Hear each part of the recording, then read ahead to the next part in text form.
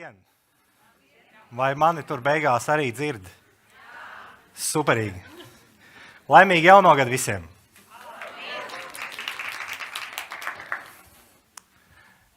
Pirmais tāds ļoti retoriskais jautājums. Vai jūs zināt, kur mēs esam? Versijas. Rīgā šodienā vēl. Kolosāla atbilde. Jā. Mēs šobrīd esam industrijā. Milzīgā industrijā. Nozarē, kas katru gadu aug vairāk nekā 5%, un tā izaugsme viņa jau ir pēdējos daudzus gadus. Milzīgs tirgus. Ja mēs skatāmies uz preventīvo veselību vispār, tad tas apjoms ar cilvēkiem, kas šobrīd domā par prevenciju, ir puse no tā apjoma cilvēku, kas iet uz slimnīcām, uz poliklīnikām un sēž rindās tur pie ārstiem. Un tikai Latvijā, diemžēl, mums ir tā 0,4% tas apjoms ar tām investīcijām, ko valsts liek iekšā, ko cilvēki liek iekšā, bet citur pasaulē 5,5% liels tirgus. Visvairāk ir Luksemburgā, mums ir kam līdzināties, neesam tā kā Bulgāri, kas kaut kur Eiropā pašās beigās, bet mēs esam šādā nozarē. Un ja mums kādam liekas, kad tas taču tur kaut kāds tīkliņu mārketings vai viņi tur ar kaut kādām eļļām darbojās, tad apskatieties uz šo apgrozījumu. Fenomenāli liels skaitlis. Es ticu, ka daudziem pat tās nulles neliekās kopā, cik tur ir. Sabiedrība Latvijā par prevenciju nedomā. Un, ja mēs paskatāmies nesen veiktu pētījumu, kas notika šovasar kaut kādā jūlijā, augustā, tad ir tā, ka tikai 15% Latvijas iedzīvotāji domā par veselību preventīvi, un neregulāri, kad reizi nedēļā mēs izejam pastaigā, tie ir 56%. Paņemsim tikai tos 15%. Latvijā tie ir 285 000 cilvēku. Un ja mēs paņemam, ka Zinzino ir 15 000 klientu Latvijā, tur plus mīnus kaut kāda 100, tad mēs šobrīd no tā visa potenciāla, no tiem, ne tikai, tieši no šīta Latvijas potenciāla esam paņēmuši tikai 5,3%. Man cilvēki bieži jautā, vai tur ir vēl ko darīt? Jūs paskatieties uz to ciparu šeit Latvijā. Mēs nerunājam šeit pa pasauli, pa tiem 4,5 triljoniem ASV dolāru, ko cilvēki gadā tērē. Un no kopējā iedzīvotāja skaita tie 0,008%. No tiem, kas rūpējas pa veselību, tie ir 0,052%. Līdz ar to šī tendence, kas mums ir, kad mēs augam nozarē, ka mēs varam stāstīt cilvēkiem par preventīvo medicīnu, mums viss vēl ir priekšā. Mēs vēl pat neesam sākuši, mīļie draugi. Pasaules veselības organizācija publicēja datus nesen. Un viņi saka, ka šobrīd pēc tiem metadatiem, ko viņi ir izpētījuši, 5,3% cilvēku pasaulē, kaut kur korelē tas skaidrs vai ne, tur bija 5,3, te ir 5,3. Cilvēku pasaulē interesē uz pierādījumiem balstīta preventīvā veselība, preventīvā medicīna. Viņu mērķis ir 1,5%. Tas nozīmē, principā, dubultot mazliet ar astīti to skaitli, ko jūs redzējāt. Ne tikai tur 4,5 triljonu ASV dolāru liela nozara. Bet iedomājieties 10 triljonu ASV dolāru liela nozara. Vēl vairāk nulles klāt, kuras neliekās kopā. Milzīgs tirgus, kurš meklē kaut kādus risinājumus. Ko tad īsti nozīmē uz pierādījumiem balstīta? Tas nozīmē, ka kādiem produktiem, kādiem risinājumiem veic izpētes, taisa klīniskos pētījumus, rada apakšā zinātni, būvē to, analizē un dod mums, kā sabiedrībai, pierādījumus par to, ka tie produkti vai tie risinājumi vai tās lietas, ko mēs sevī liekam iekšā, apēdam, izdzeram, ka viņas ir pietiekami efektīvas, ka viņas strādā un ka mēs esam kā zinātni pierādījuši, ka tas darbojās. Un šobrīd zinātnieki ko viņi mums dod? Viņi mums dod jaunu nozari, test-based nutrition. uz asins analīzēm balstīts uzturs.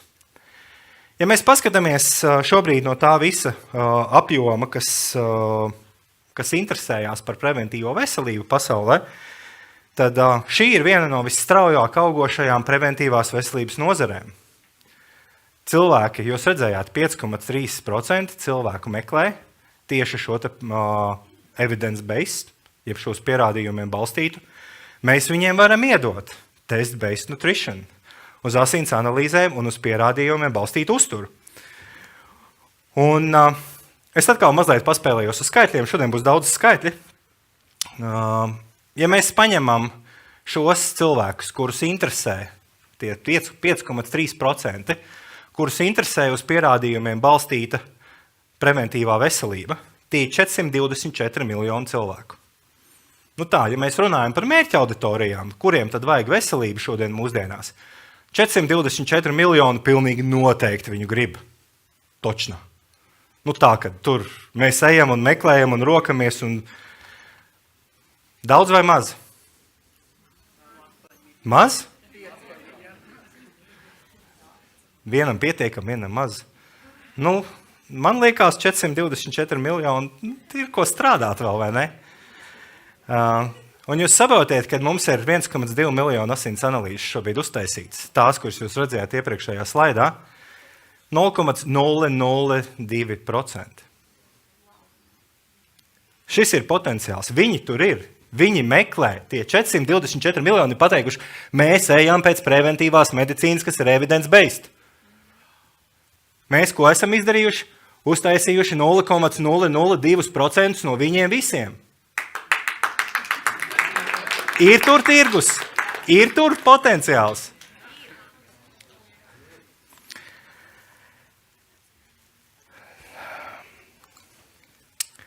Ko mēs gribam, kur mēs ejam? Un, ja mēs skatāmies uz šo auditoriju, tad, kā jau es minēju, šī ir liela pasaules tendence. Šobrīd pārēja no tā, ka mēs kaut ko mīnām, uz to, ka mēs zinām, kas tad mums notiek, ir liels trends, sauksim to tā. 97% no tiem 0,002% ir negatīvi. Tas nozīmē, ka mums ir vēl lielāks potenciāls strādāt ar šiem 424 miljoniem, un tas ir tas, kur mēs varam aiziet. Un es jums tūlīt parādīšu, kā. Vai mēs varam testu skaitu duplicēt? 1,2 miljonu. Kā jums liekas? Cik daudz prasa šai auditorijai to izdarīt?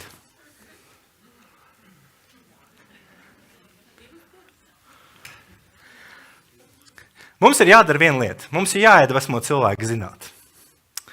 Jāiedvesmo cilvēki zināt par to, ka šāda analīze eksistē, par to, ka mēs varam viņu uztaisīt, par to, ka viņi var pārbaudīt, kā ēdiens ietekmē viņu veselību.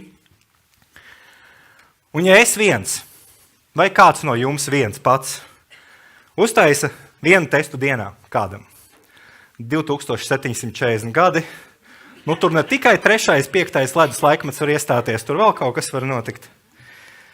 Ja mēs šajā auditorija, 250 cilvēki, es neskaitu tos, kas Zoomā, piedodiet, bet auditorija 250 cilvēki. Ja mēs aizejam ārā un uztaisam vienu testu dienā, katrs kādam cilvēkam, mums ir vajadzīgi 11 gadi.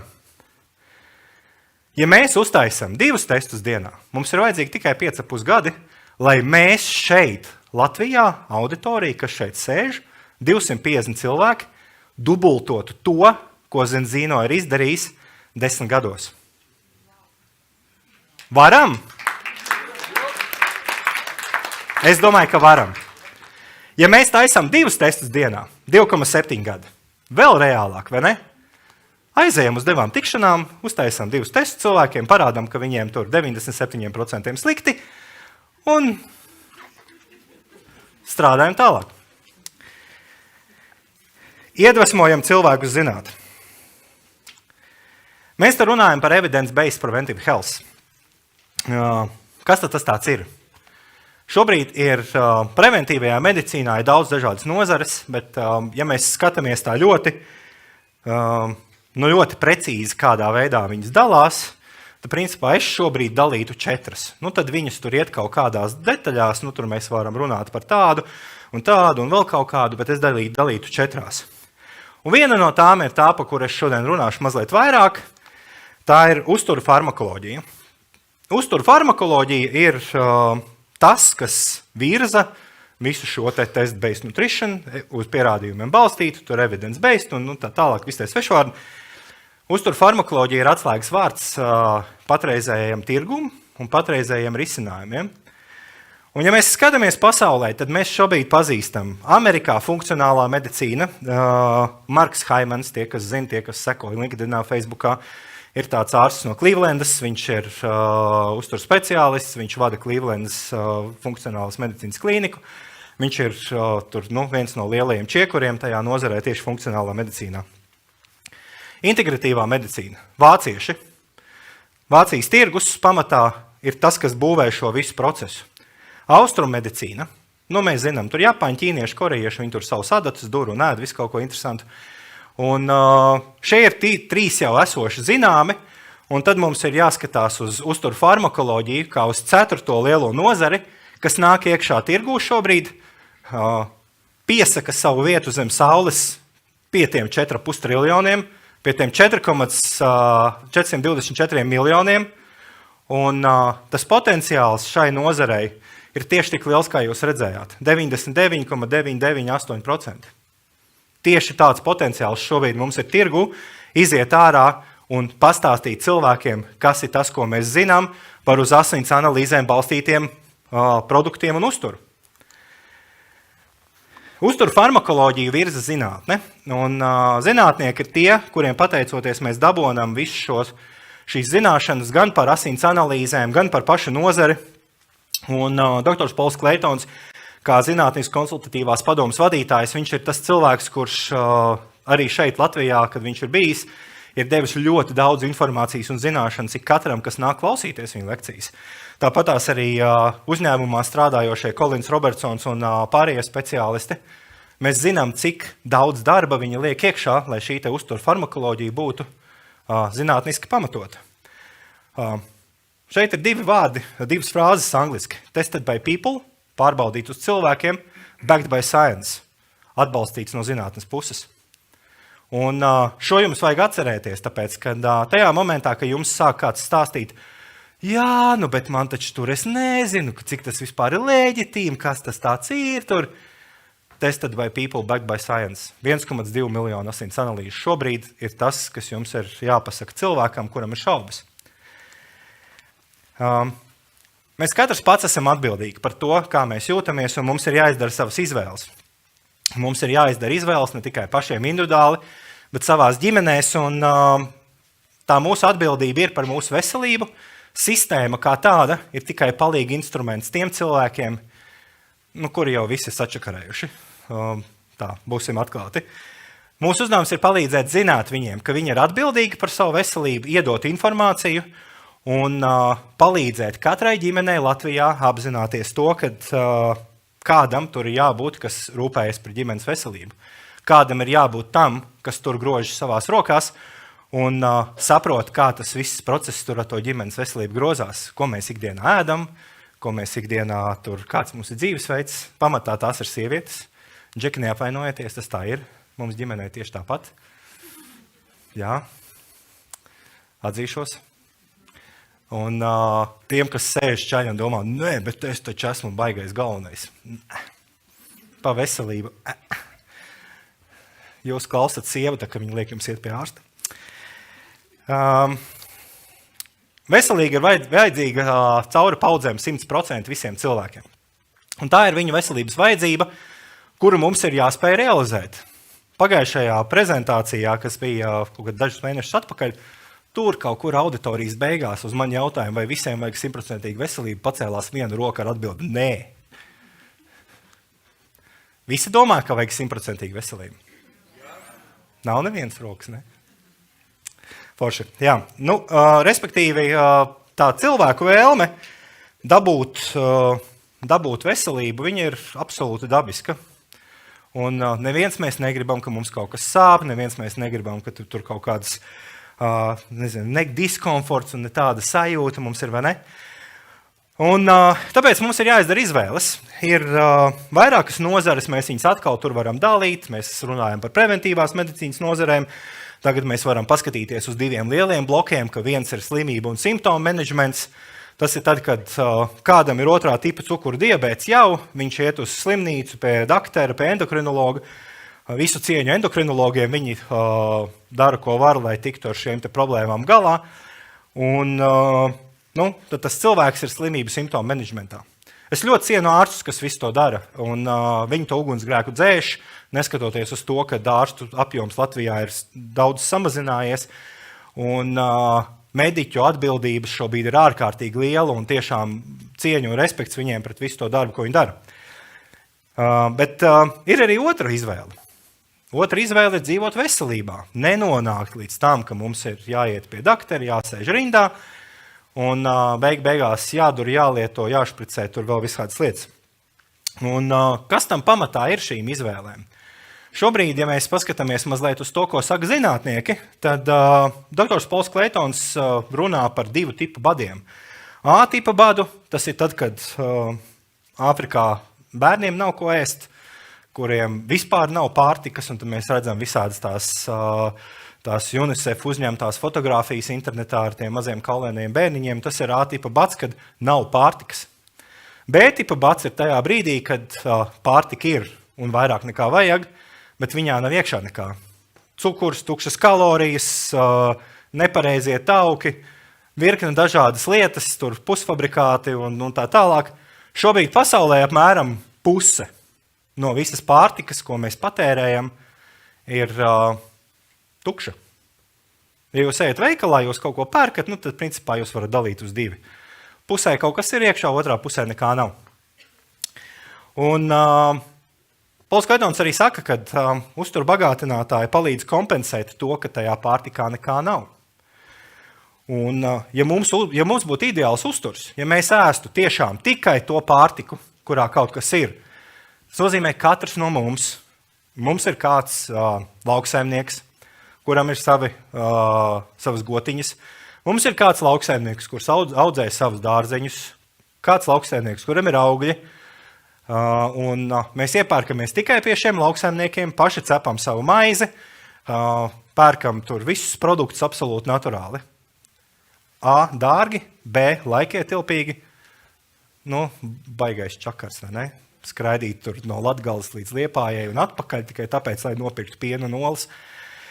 Un tieši tāpēc šobrīd, ko dara zinātne? Zinātne saka, tev cilvēku, tas, kas dzīvo šobrīd 21. gadsimtā uz šīs planētas, ir jāpieņem fakts, ka tev ir ne tikai garšīgais šķīvis rokā uz galda, bet tev arī ir veselīgais šķīvis, un tev ir jāpieņem fakts, ka visu mūžu turpmāk paudzēs tavi bērni un tā tālāk, dabūs lietot šo veselīgo šķīvi blakus klāt garšīgajiem šķīvim. Un tā ir šobrīd jau totāli 100% patiesība, un zinātnieki par to jau runā gadiem, un šobrīd es arī no šīs skatos saku, pieņemiet šo kā faktu. Tiem, kuriem nav klāt veselīgais šķīvis pie uztura, tam tur ir jābūt, tāpēc, ka mēs neuzņemam pietiekamā apjomā uzturu.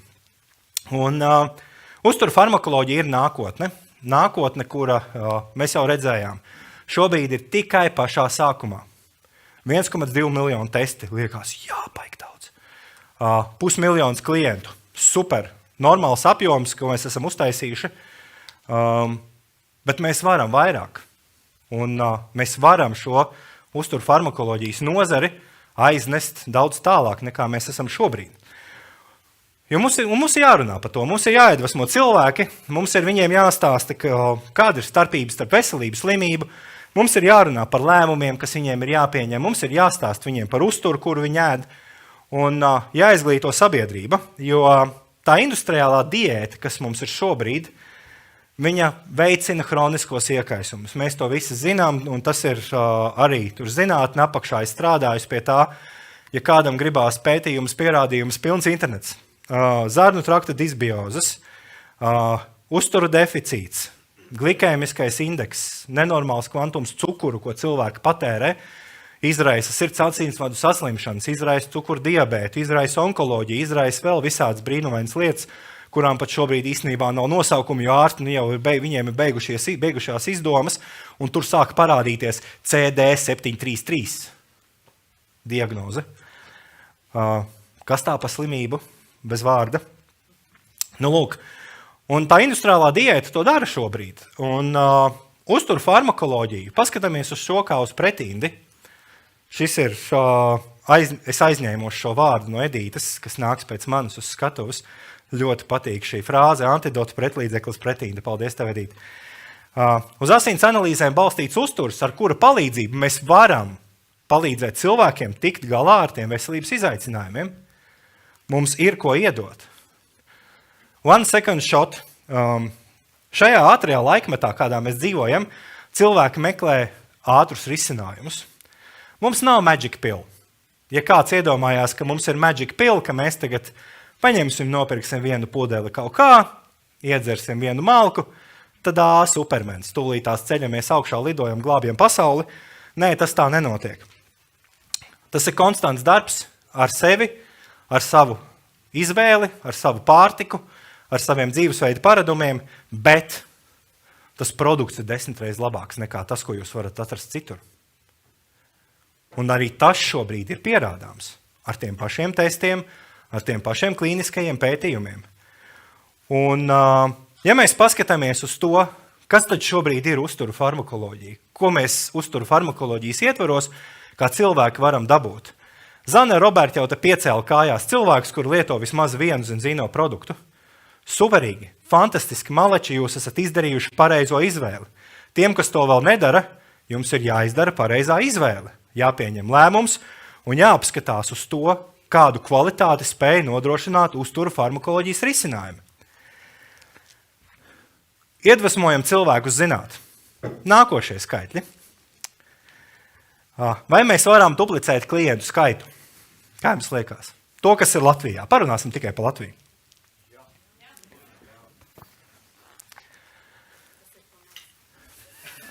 Jā. Būs vairāk, Elīna, pagaidi. Ja es viens vai tu viens, kas te zālē ir, viens klients nedēļā, 288 gadi, baigi nepietiek ar mūžu, bet tas ir viens cilvēks, pārējie neko nedara, 249 nedara neko. Ja mēs visi, viens klients nedēļā, lai sasniegtu 30 000, šobrīd ir 15, lai sasniegtu 30 000 klientu, viens klients nedēļā, 250 cilvēku auditorijā, tikai 1,2 gadi. Daudz? Maz? Varam? 2 klienti nedēļā, 0,6 gadi. Tie ir 7,2 mēneši. Lai no 15 000 Latvijā aiziet līdz 30 000. Atceramies, mēs esam tur 0,000 ar kaut ko. Ja? Pašā otrajā vai trešajā slaidā bija tie dati. Ja mēs trīskāršojam šo skaitli, ja četrkāršojam šo skaitli, respektīvi dabonam nevis 30, bet 60 000 klientus. Tie ir 1,7 gadi. Lai Latvijā dabūtu 100 000 klientus, un mēs redzam, ka tur ir 285 000 cilvēku, kuri interesējās par preventīvo veselību, mums no tiem 285 ir tikai 15, 270 ir brīvi un saka nākiet. Mums ir vajadzīgi 3,8 gadi. Bet tas ir tikai šai auditorijai. Saprotiet, ka ja mēs ejam tālāk, būvējam biznesu, attīstam šo nozari, mēs esam ne tikai 250 cilvēki šeit, mēs esam plus tie 50 vai 100, kas tur sēž Zoomā, mēs esam tās komandas, kas dzīvo ārzemēs, arī kuriem cilvēkiem radi draugi šeit Latvijā, un 100 000 klienti, 3,8 gadi, es domāju, ka tas ir slikti. Varam ātrāk. Vai ne? Ja mēs paskatāmies uz lielo bildi, tad 1 miljons klientu 25. gadā no šī skatu punkta izējot. Ko mēs esam izdarījuši? Mēs esam dabūjuši 0,0011% no visa tirgus. 1 miljons, tas ir dubultot visu to, kas ir Zinzino sastrādāts, līdz 25. gadam 0,0023%. Un ir cilvēki, kas prasa, tur vēl ir potenciāls. Atstāt pēdas nospiedumus šīs planētas. Tas ir tas, kas mums ir vajadzīgs. Mēs ejam uz to mērķi, lai tas 1 miljons būtu, lai būtu 20 miljoni. Mēs ejam uz mērķi atstāt mūsu bērniem veselīgāku dzīvi, atstāt mūsu nākamajām paudzēm, bērnu bērniem un tālāk izpratni par to, ko nozīmē veselība, par to, ko nozīmē veselības pratība. Katrā ģimenē ir jābūt kādam, kurš iedziļinās šajā procesā. Katrā ģimenē ir jābūt kādam, kurš pasaka pārējiem, klausies. Man liekas, ka mums ir jādara savādāk, jādzīvo savādāk. Un veselības pratība ir tās izvēles, kuras mēs izdarām. Man ir milzīgs mērķis personīgi. Es gribu mainīt veselības aprūpes sistēmu, kad mums Latvijā ir ne tikai 0,4% no visas tās veselības ir prevencijā, bet ka mēs varam paskatīties pasaulē acīs un pateikt, Latvijā ir 10–15% cilvēku, un budžets valstī ir tik liels, ka mēs ejam tajā preventīvās veselības virzienā ar tādiem pašiem procentiem. Nevis tikai 0,4. Tas ir tas, ko es gribu izdarīt. Es gribu ar cilvēkiem kopā, ar kuriem mēs strādājam, mainīt izpratni sabiedrībai par to, ko nozīmē dzīvot veselīgi, dzīvot preventīvā veselībā, nevis dzīvot simptomu menedžmentā.